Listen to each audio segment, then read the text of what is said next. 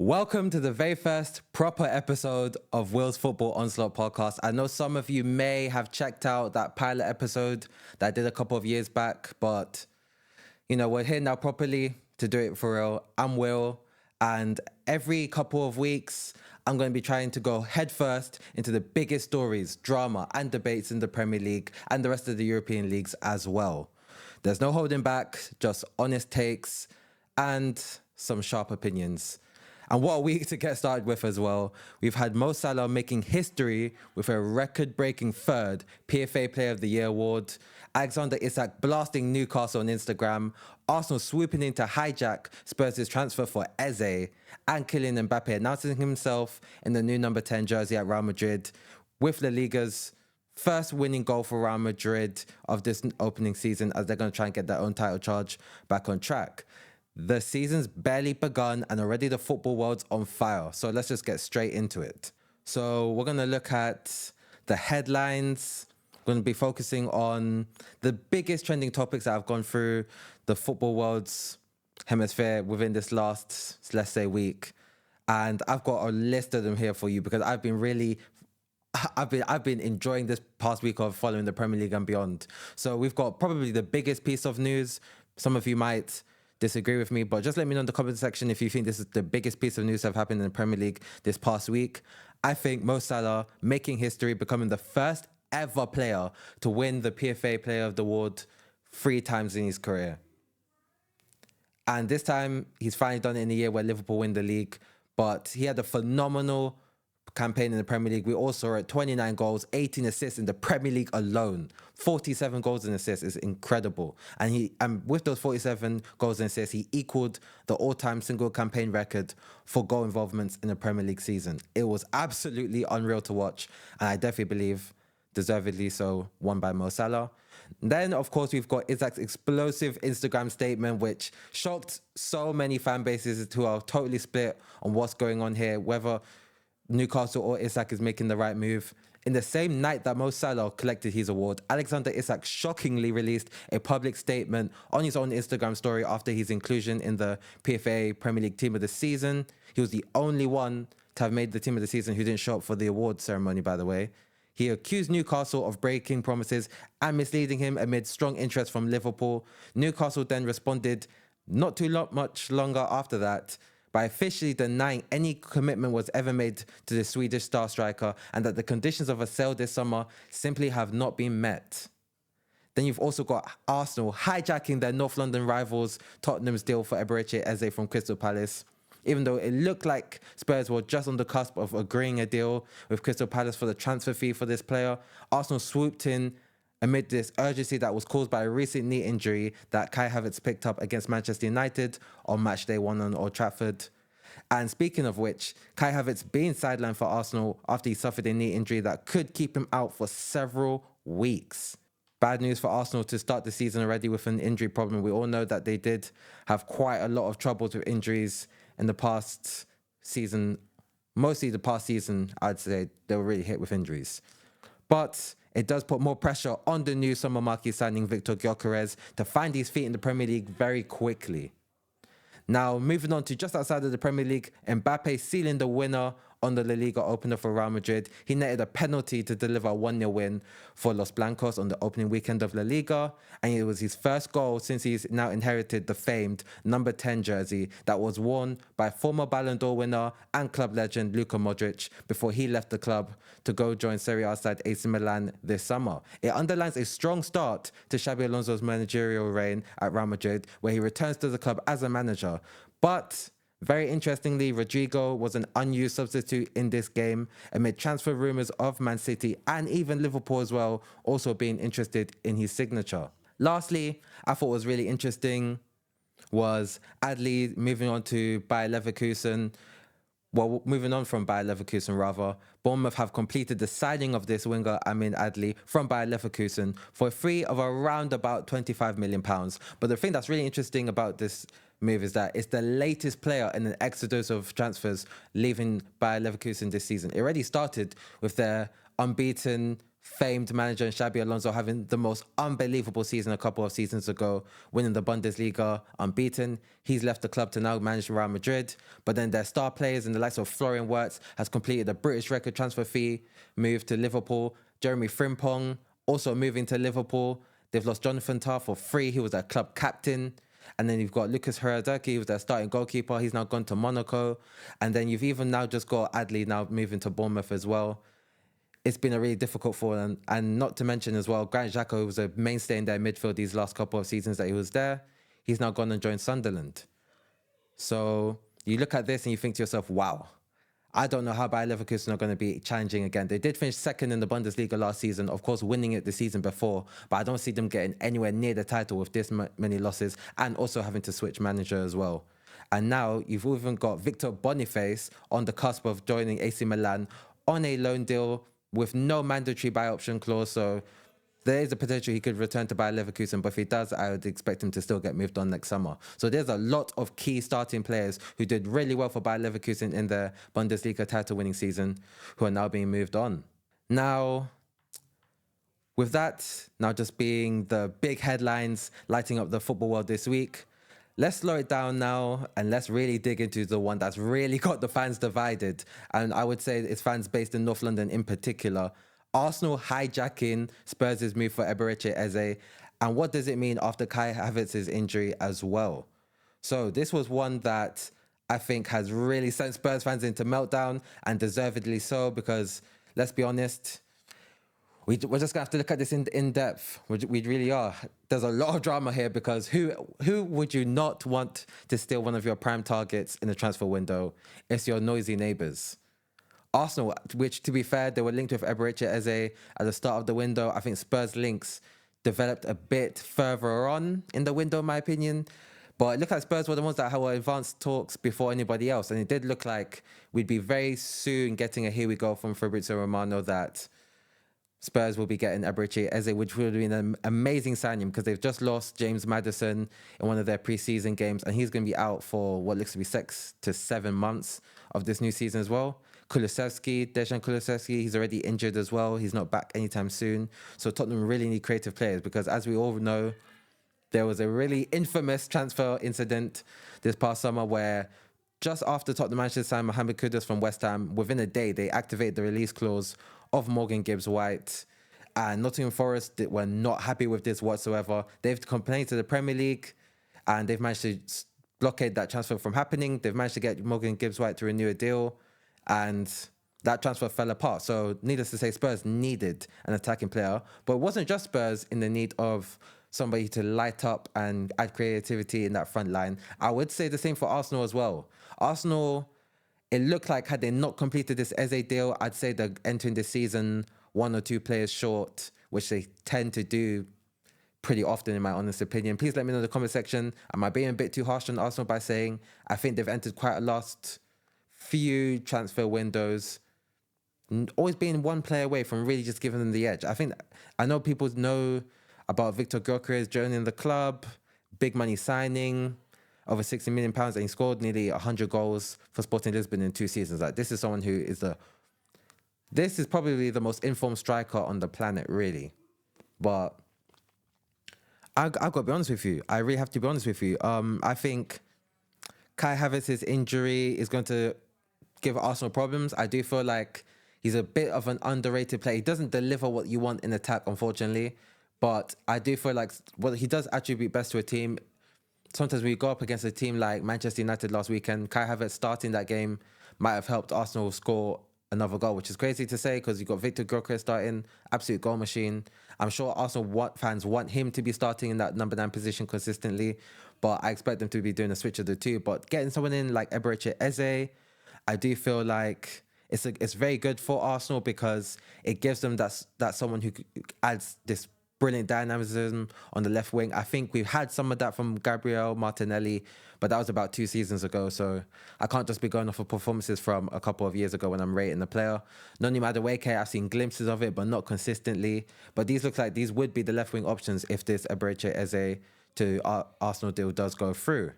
Now, moving on to Salah's historic hat-trick of PFA titles. This is something that has never been done before. This PFA award has been being given out for decades upon decades, but the Golden Boot winner and the Playmaker Award winner of last season, something that he's now done for the second time in his career. For those of you that don't know, this has never been done in Premier League history before, winning the Golden Boot and Playmaker Award in the same season, 2 different times in your career. And we've seen the likes of Harry Kane do it a few seasons ago, but other than that, very, very rare to see. And on top of that, it's just got to be said, the only player in any of the history of the European top 5 leagues as of the modern century, so let's just say the 21st century, the only other player to have done this is Lionel Messi. He's done that twice as well in a Barcelona shirt. And when you think about the company that you're sitting alongside to achieve something that only prime Lionel Messi's achieved, it does put things into perspective, let me just say that. And I do feel like being the only Premier League player to do this feat simultaneously for 2 times in his career, it just puts him in a level where sooner or later we're going to have to start having these conversations about Mohamed Salah. Is he in the conversation of all-time great players in the Premier League? I think to me it's a shoo-in that he gets into any right-wing slot of any hypothetical Premier League all-time 11. But is he actually one of the best players? Is he one of the players that sits up there with the likes of a Thierry Henry or an Alan Shearer or Wayne Rooney? How long until he gets there? Please let me know in the comment section. Also, if you've been liking the video so far or you've been listening on audio and you've been enjoying what you're hearing, please give me a subscribe. I'd appreciate if you just hit the notification button on your YouTube page there. Just don't miss another video. I've got loads more of these coming out throughout the season. And give us a 5 stars if you're listening on the streaming platforms, please. I'd appreciate it very much. And Salah's unmatched consistency of 8 consecutive seasons of 20 goals being scored for Liverpool in the Premier League is absolutely unreal. Absolutely unreal. I think this is a player who he does have the potential to be in that conversation. If he's not, he might already be in that conversation, in my honest opinion. And helping Liverpool win the league, scoring so many goals. He should have got over 30 Prem goals, in my opinion. I don't know what happened that he slowed down, barely got 2 or 3 goals or assists in the last 10 games of the Premier League season last season. It was a shame because I really wanted to see him smash those records. And now having the likes of a Florian Wirtz behind him, could be Alexander Isak too playing alongside. We'll speak more about that one later, trust me. And obviously Hugo Ekitike has hit the ground running. I expect him to get loads more assists this year because he's got some lethal players who can finish the ball. Cody Gakpo getting better at scoring goals as well this past year. I think he really could go for that assist record. That's gonna be my first hot take of the episode. I think Mo Salah is gonna go back for that assist record and break it this time. Now, with that being said, now we've just had an in-depth look on what I felt like were the top stories from the last week. But, you know, that's the story behind that stuff going on. But what does it mean looking forward? Let's zoom out of that and talk about how these moves and the opening weekend action is going to shape up this new season. And I think the only place we can really start with is Mbappe's goal in the Xabi Alonso's first La Liga game as manager of Real Madrid. I thought this was a really interesting one to start with because Real Madrid finished last season trophyless. We saw them crash out of competitions, in my opinion, in embarrassing fashion. You know, you finished quite a few points behind Barcelona in second, but then you get dumped out of the Champions League by Arsenal in the quarterfinals. Real Madrid getting knocked out in the quarterfinals does not happen often. This was the first time this had happened, well, really, in a number of years, to be honest with you. I was even thinking the last time Real Madrid got knocked out so early would have been Ajax dumping them out in the round of 16 in 2018-19 season. But other than that, they almost always just make it at least to the semi-finals after that. So with Real Madrid crashing out that early, it was time for a new change. The Spanish Super Cup final as well, Barcelona beating them in that game, emphatically, actually embarrassing them. And then in the Copa del Rey final, Koundé scoring the winning goal in extra time. I got to be honest with you. I think this season, Real Madrid are coming for this trophy because, to be honest with you, I think Barcelona have the best attack in Europe still. I think PSG right there with them. but I think maybe just slightly behind. But Real Madrid, with this new formation, I'm really excited to see what they're going to do. I don't think they're definitely going to win La Liga. That's not what I'm saying. I do think they're going to be really up there. I think challenging at least on the final day of the season, not, falling away 1 or 2 days before the final day. I think they're really going to be up for it. Now, looking at Arsenal, without Havertz, but Eze incoming, what is this balance shift going to happen with their attacking side? I do think you can't forget Bukayo Saka. I think to me, he's always the main attacker. I think Martin Odegaard last season wasn't at his best. I think him being at his best might have made a bigger difference in a lot of games where Arsenal were dropping points. But I think Bukayo Saka being fit to play, having someone like Eze who has increasingly become more of an outlet, just literally had the best season of his career, scoring double digits in goals and assists last season. And to be honest with you, I think he had about 26 goals and assists in all competitions last season. He was amazing. So I think to me, a player that can be the main man, alongside the likes of a Mateta and some other players that played really well, like Adam Wharton. But Eze, I think, was the main man. Elise leaves last summer. He helps Crystal Palace win their first ever trophy. He's someone who's going to add something into this Arsenal team for sure. And I do think if Arsenal sign him, he starts over Noni Madueke and he starts over Gabriel Martinelli. So finally, there is some good competition in that left wing department where I feel like there was no one really to challenge Martinelli too much. I know Trossard, who's just renewed his contract with Arsenal. Well, actually, no, he's not got an extension, but he's just got a pay rise. Very interesting move by Arsenal there, I do have to say. But he was a player who can play on the left, but really, Martinelli always plays, regardless of what his form is. So I think now Havertz being injured, I still expect him to play more in the centre-forward role moving forward, interchanging with Gyökeres, or unless Gyökeres really hits the ground running in this game against Leeds, where I feel like against one of the league's weaker oppositions, I expect to see Victor Gyökeres get some goals in this game. But the one that I absolutely wanted to talk about is, does Isak's public disquiet signal a storm ahead of the last week of the transfer window? Because this is by far the biggest transfer saga that's been going on, not just in the Premier League, but arguably in world football. Is Isak going to be allowed to leave? We all know where it seems he wants to go, even though he's not necessarily said this himself, but it does look quite obvious if you put two together. He wants to go to Liverpool. We've seen all the reputable journalists say it, but let's be honest with ourselves. Liverpool, a team that won the league last season at Cantor, if you add in Victor Gyökeres' countryman, Alexander Isak, let's be honest, this is a team that is absolutely going to be unbelievable. And I do feel like with the players you already got, Mohamed Salah just having arguably the best season of his career, Florian Wirtz, you've got Gakpo, you've got Hugo Ekitike looking like a really serious player. This forward line puts Liverpool right at the forefront of every other forward line in the Premier League. And I would say Liverpool are already the favourites. Please let me know in the comment section if you disagree with me. But I do think Liverpool are the favourites as it is. I expect Liverpool to get another attacker. And if it's not Alexander Isak, I do wonder, would Liverpool make a move for Rodrigo? These are storylines that we need to pay attention to heading into last transfer windows week. But at the moment, I do wonder what happens if he's not sold. Can he be integrated into his team? I'm not sure. After that statement he's made on his Instagram story, I really don't think so. I really, really don't think so. But I'll be honest with you, it's likely he's going to get sold either by this summer or January. I think if he somehow gets put in a situation where he refuses to train with the first team squad, or if he's not allowed to train with the first team squad, he could very well still be there till January and finally Newcastle let him go. But I'm not sure if they'll get very good money for him compared to what they're asking for this season, where it looks like they want about £150 million. Liverpool look definitely certain to bid even more than the £110 million bid that they bid earlier on in July. But to bid more towards £150 million, I doubt it. I really do doubt it.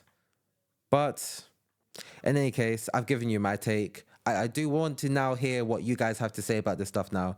Who do you think comes out on top in the battle of North London transfers? Will Spurs go on and maybe get Savinho, even though they were supposed to be getting Savinho and Eze, based on what the reports were saying this past week? But I do think Man City will make it very difficult for that to happen because it is getting late on in the window.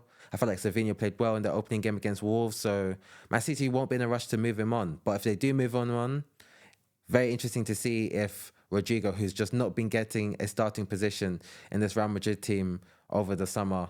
Would he be interested ahead of a World Cup year? He wants to play for Brazil, wants to start for Brazil, I'm sure. Could he take that move to Manchester City and join the Premier League? We will see. We will see. Will Isak's drama derail Newcastle's season? Because I do think, from what I've seen about Newcastle, they are going to play Liverpool very soon. And from what I saw in the game against Aston Villa, they were a bit toothless up front. I don't think they were terrible, but you're playing Anthony Gordon as a centre forward. He's not a centre forward. I think he'll be played there quite often this season, though, depending on what happens with Newcastle able to get the likes of a Johan Wissa, who is doing very similar to Isak at Newcastle, by the way. He's not training at Brentford. He wants to move to Newcastle. It seems very obvious there as well. Newcastle want him. Brentford are standing in the way of that deal happening. I think we can see Anthony Gordon playing in that centre forward spot quite often this season. But Barnes, Jacob Murphy, good wingers. Obviously, Elanga as well, who just joined the club. You've got a bunch of good wingers, but not really someone who is going to finish off the chances unless you play Alexander Isak. And if he doesn't want to play, or if Newcastle don't want to play him, what's going to happen there? Are they going to get Champions League football doing this? I don't think so. So, yeah, that's really my take on it. But just, drop your thoughts in the comment. And if I get some really good ones, I'll feature them in the next episode. I just want to move on to what I feel like is probably going to be the biggest talking points to look at this upcoming weekend in the game. I'm not really going to go through a rundown of the whole games, but I do want to think about Nottingham Forest. This is a team that I think has been going a little bit under the radar. They've made some really interesting transfers this season. And obviously, as I mentioned earlier, Morgan Gibbs-White was on the brink of a move to Spurs. But since managing to get Morgan Gibbs-White to renew his contract, which I think is a massive move. Let's keep in mind, Morgan Gibbs-White was one of the best attacking midfielders in the league last season. He was someone who helped Nottingham Forest get that big push, staying in the top four throughout most of the season. And he also got a Premier League Player of the Season nominee. He was one of the 8 nominees alongside his club teammate, Chris Wood. So you got to think about, this is the level of player that he is now. He's in his mid-20s. He was not even entering his prime yet. He could have been a big player for Nottingham Forest to lose, but he's actually a massive, massive bit of business for them to be able to get him to renew his contract. And in the meantime, they've now just signed Douglas Luiz from Juventus. He had a terrible first year or only year at the club, to be honest with you. It just didn't seem like he fit the manager's plans at any point in time. And it didn't look like he assimilated very well, if I'm being honest. So he's now coming right back to the Premier League, where he's shone for Aston Villa before. And he's going there with Juventus taking, I think, a £25 million hit. They paid big money to sign him, adding in some players in a swap deal as well. But now, Nottingham Forest getting him for decent money, getting him for quite close to £30 million, in my opinion. That's someone that massively improves that midfield. I think he was one of the best sort of holding players in the Premier League, actually, during his last 1 or 2 years at Aston Villa. So I do feel like that's something that really helps Nottingham Forest there. And I do feel like losing Elanga was a big hit for them. But they've got Matt Sells, who was the best goalkeeper in the Premier League last season, in my opinion. Deservedly made it into the PFA team of this season. You've got Ola Aina, one of the best fullbacks in the league. Nico Williams increasingly becoming one of the better right backs in the league. They've got some serious players at Nottingham Forest as well. Bringing in the likes of Omari Hutchinson, who was balling last season for Ipswich, a team that was always looking to stay in the league, but they just seemed destined to go down. But Hutchinson impressed against a number of teams. So I do feel like, you think about it, that's a really good player there for Nottingham Forest to bring in and help add to the lineup there. So Nottingham Forest fans, if you happen to stumble across this video, or if you're listening to this on any streaming platforms, let me know. Are you happy with Douglas Luiz being on board? Are you ready to let bygones be bygones with Morgan Gibbs-White? He did stay. It looked like some fans had been really annoyed with Tottenham swooping in, paying that release clause, but it looks like all's well that ends well, unless you're a Spurs fan in recent weeks. Now, I want to know from Spurs fans, speaking of Spurs fans, if you were in charge of Spurs, if you were in charge of the transfers, if you're the director of football, would you have secured this Eze deal sooner? Was this deal a priority for Spurs? I think it absolutely was, even before James Maddison getting injured, but especially with him getting injured, I think Tottenham needed to get some attacking players ASAP. I wasn't necessarily fooled by the performance against Burnley. I felt like that was a performance that Tottenham should have been able to put in, despite how terrible the performances were in 2025 so far in the Premier League. But I'll be honest with you, that Eze deal should have been completed. Just pay the money. And in fact, no, I think with Tottenham, they're often willing to pay the money that the clubs want, but they're not willing to pay the salary requests of players. Arsenal, they've had their fair share of doing that in the past, but to be fair, they've given Eze the wages he would have wanted, I'm sure. But Eze, a former Arsenal academy player back in the day, when he was 13 years old, he got released by the club. Now 27 years old, gets his chance to rejoin the club. And, you know, I think that was always going to be something that was always going to go against Tottenham, your rivals of Arsenal. And it looks like if he was to get a move from Crystal Palace and if Arsenal were interested, he would pick Arsenal. I think that's probably gone under the radar a bit as well. So I do think for Tottenham fans, a bit unlucky, but what can you say? What can you say? It is what it is. And I do feel like with Arsenal, they made the right signing. I feel like they should have got this deal done earlier as well, to be honest with you. I'm actually surprised we're heading close to the last week of the window and Eze still a Crystal Palace player. Scored an amazing free kick against Chelsea, but it just wasn't allowed to count, with Mark Gahey doing some really strange work in the wall there. I gotta be honest with you, it was way too aggressive. He's shoved on Caicedo there, but we've seen with the rules that were implemented a few years ago, opposing player can't be within a meter of the wall when a free kick is being taken. So unfortunately, that goal didn't get to be allowed to stand, but it was just a glimpse of what Eze can do. It was almost like a come and get me plea. Like, you know, look at the ability that I've got. You know, it's not too many players that can score a goal like that from a set piece. So you've got him coming in. I don't think he's going to be taking too many set pieces at Arsenal. I think guys like Martin Ødegaard going to be doing more of that, but, you know, Bukayo Saka on corners as well. But Eze is just someone who, whether you pay him on the wing, whether you pay him in an attacking midfield position, he's got that flexibility. I think in games where Martin Ødegaard won't be playing well, Eze can play in that position and help fill out. So if I'm being honest with you, it's something that I think Arsenal getting him is a great move. I think paying between 60 to 67.5 million pounds makes sense. If I'm being honest with you, I think it's a good fee for Crystal Palace. He's 27 years old. This is a good time for him to get a move now, play Champions League football. Obviously, Crystal Palace were just playing the Conference League playoff game. He was due to be playing in this game, but it looks like Arsenal pulled the plug on that idea, and, you know, he didn't get to play. Oliver Glasner confirmed it after the match against Fredrikstad that yes, Eze won't play for Crystal Palace again. So, you know, that move now is pending a medical, but I expect that to happen, and Eze will be a top signing. He'll be one of the best signings of the summer window, in my honest opinion. And it's an interesting one because it looks like if Kai Havertz didn't get injured, Arsenal weren't going to sign Eze. Really, really weird one. A really, really weird one, I do have to say, because if I'm being honest with you, let's just look at it logically. I think Kai Havertz being in there, you know, you look at Noni Madueke, you look at Bukayo Saka, Efen Nwaneri, Victor Gyökeres there, Martinelli. I gotta be honest, Arsenal needed another attacking player. You know, you got a lot of guys who can fill in different positions. You know, Madueke looks like he's been playing a lot of left wing at Arsenal. Wasn't playing as much left wing at Chelsea, you know, in the Premier League, but then you've got Martinelli, who's always really just been a left wing at Arsenal since Mikel Arteta's been at the club. You've got Bukayo Saka, obviously right wing, Ødegaard attacking midfield. Looks like Havertz doesn't really play the 8 at all. I thought he looked like he was brought in to play that position when Granit Xhaka left, but he's always been put up front now. Gyökeres up front easily. Eze is someone who does a lot of damage across a lot of positions, but particularly in that left wing or attacking midfield position, I think he's someone who's going to do so much for Arsenal.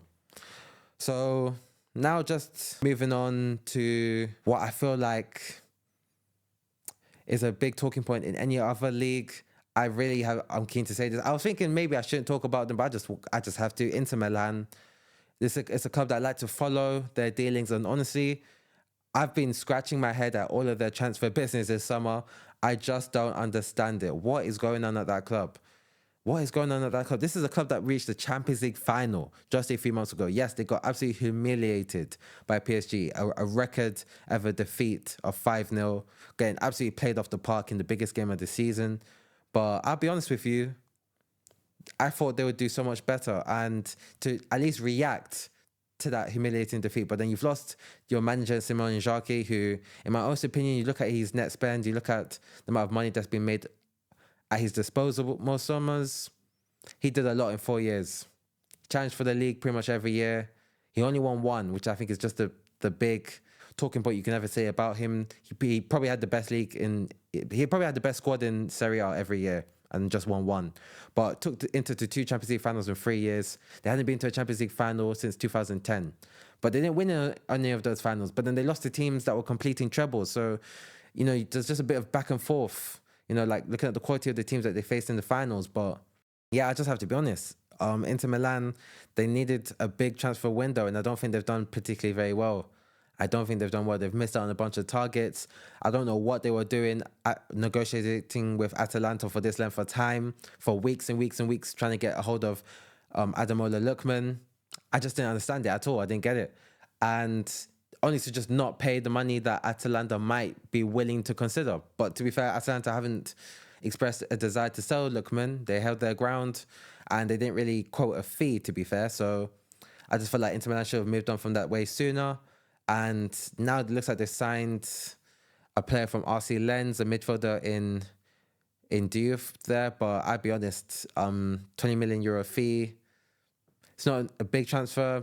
I'm not saying Inter Milan needed a huge transfer, but they need someone to add athleticism and dynamism in that midfield. They got torn apart by PSG, cut open as many times as PSG wanted. So, they need some more athleticism and they need someone else to try out in this new formation that the new manager Shivu is going to be trying at Inter Milan. It looks to be a similar 3-back formation, but with 3 attackers up front.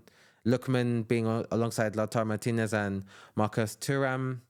That could have been a really frightening sight. I think I would have put them as favourites for Serie A, but with the current team, and I'm looking at the signings that Napoli have been making this season, they've been so ambitious, and it's been really wild because after the last couple of seasons ago when they managed to win the Serie A title, I felt like they weren't ambitious, and I felt like that's something that probably helped get the wheels in motion of the likes of a Kavica Kvaratskhelia and Victor Osimhen, just all thinking, you know what, I want to go.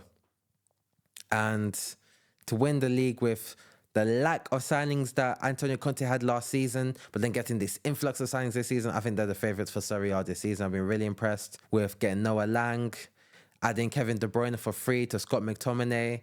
There's rumours that they're going to get Rasmus Højlund, who I know has not done well in the Premier League, but he showed a lot of promise playing for Atalanta in Serie A before joining Man United. Still a young striker. I still expect him to get better, but he needs to leave Manchester United, in my honest opinion. He's just not showing the levels of working well in that environment.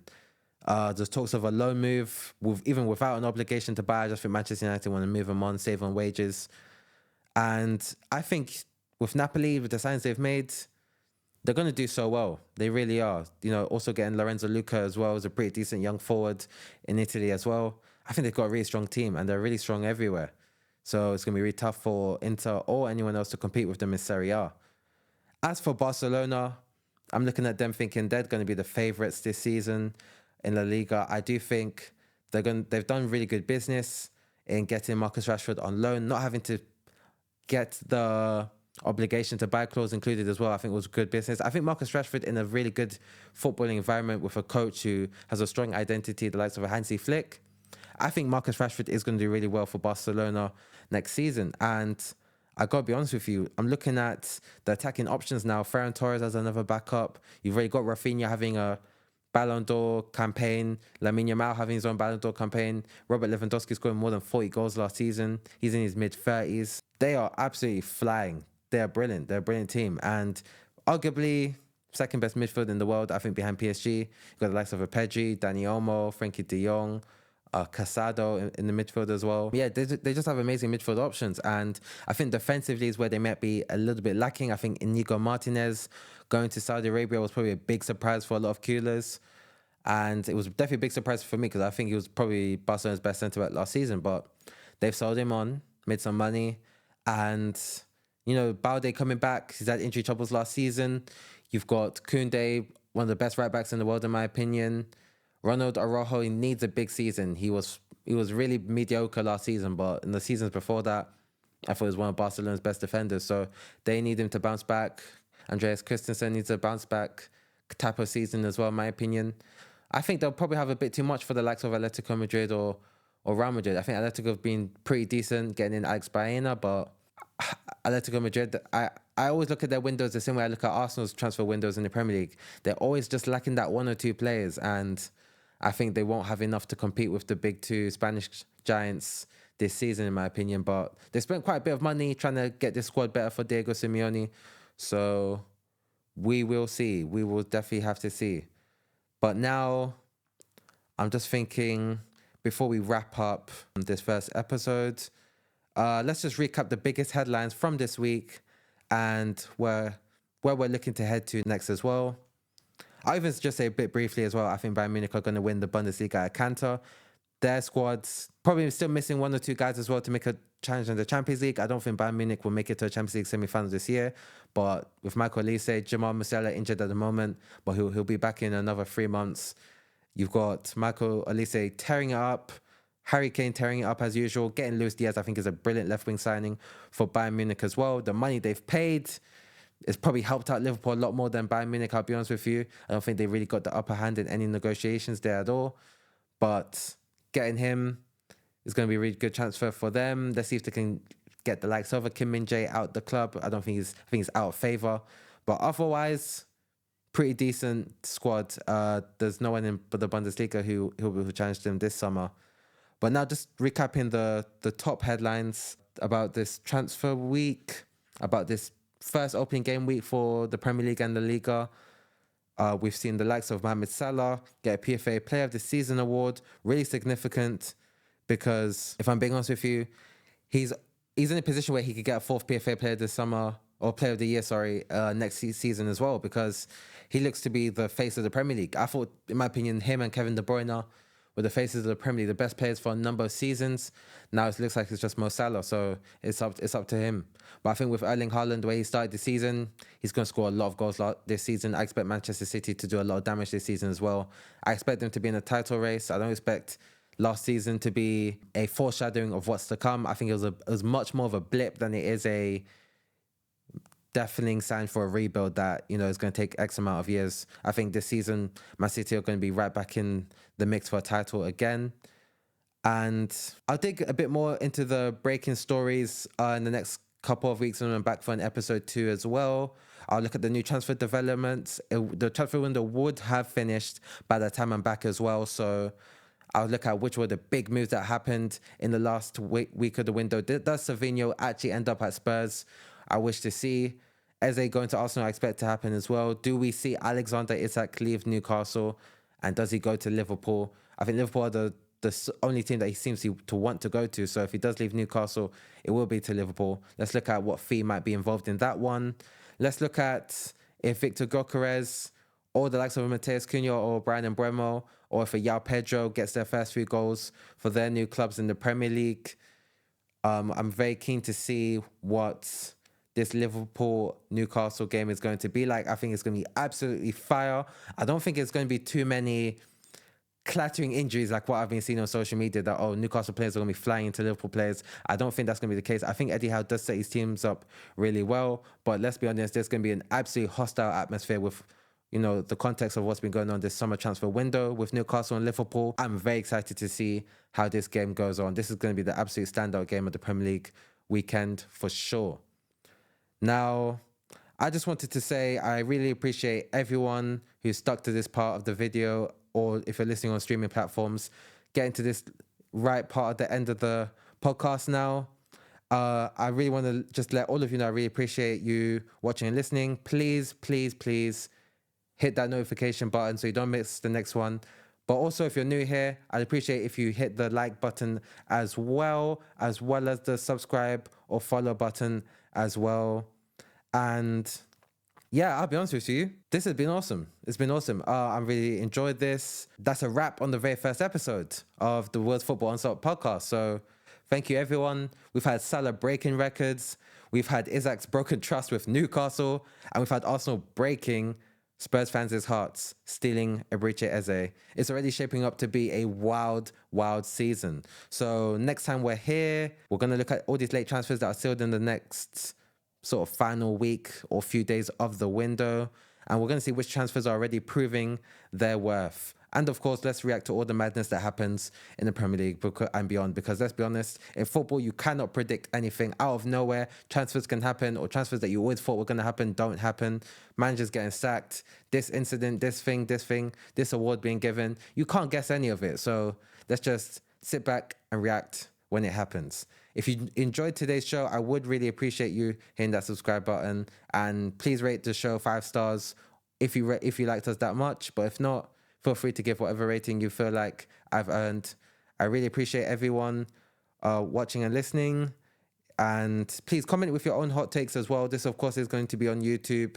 I would really appreciate people letting me know their opinions. We've covered a lot of things. I don't always think I'm right. Sometimes I've got takes where they're wrong. It doesn't make sense to think some of the things I think, but you know what? I think what I think. Like I said, honest opinions, sharp takes always. So please let me know your own hot takes, and share this with any football-loving friends, family, neighbours, colleagues of yours, you name it. Please let them know. And if they've been saying some of the things that I've been saying, or if they think totally differently to me. And until then, keep your boots laced. I've been Will. This has been the first episode of Will's Football Onslaught podcast, and I'll see you next time.